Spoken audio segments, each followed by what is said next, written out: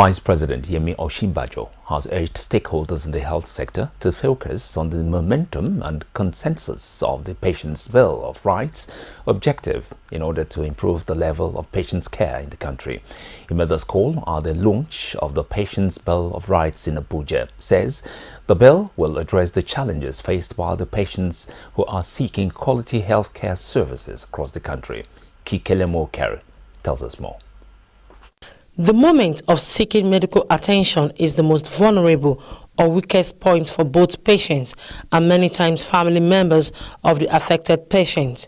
It necessarily connotes desperation, and a combination of these leads to significant impairment in decision-making and exposure to abuse and exploitation.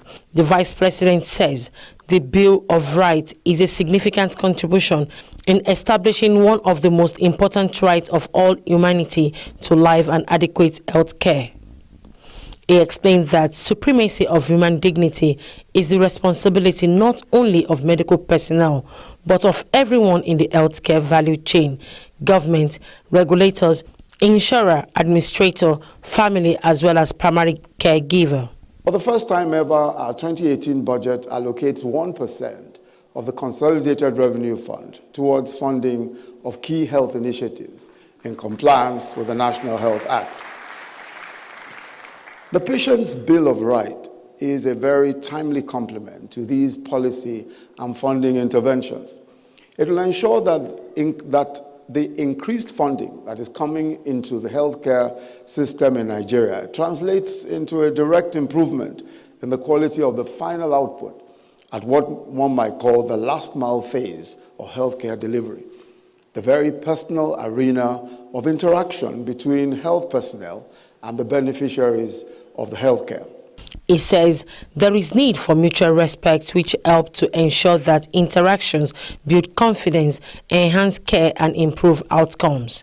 Explaining that the Patients' Right of Bill is a remarkable effort at consensus and a common purpose in the face of many challenges in the healthcare in Nigeria. He says it will help clarify consumers' expectation of providers and providers' responsibilities to consumers.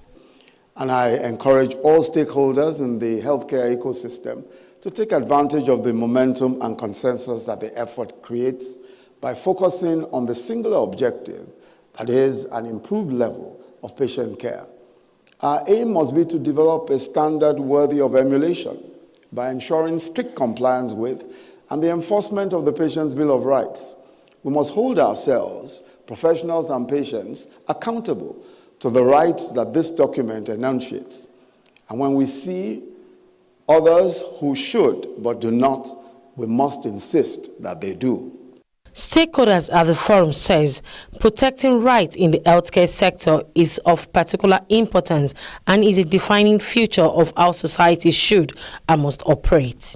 Saying for any meaningful change to occur, patients and their families must become conversant with their rights and responsibilities, and providers must be familiar with their roles and duties to patients. The whole idea of needing medical attention, regardless of status, inherently as a matter of default connotes vulnerability. As such, anything done to protect those in our society who are vulnerable is truly very noble. PBOR, for short, identifies rights and privileges in a patient-caregiver relationship for the protection of consumers and providers, as well as promote higher and safer healthcare standards in our hospital. It is expected that the Patients' Bill of Rights will complement policies and funding intervention which will ensure increased funding into healthcare in Nigeria, thereby translating it into a direct improvement in the quality of final output. Kikelemo Okere, Ko TV News, Abuja.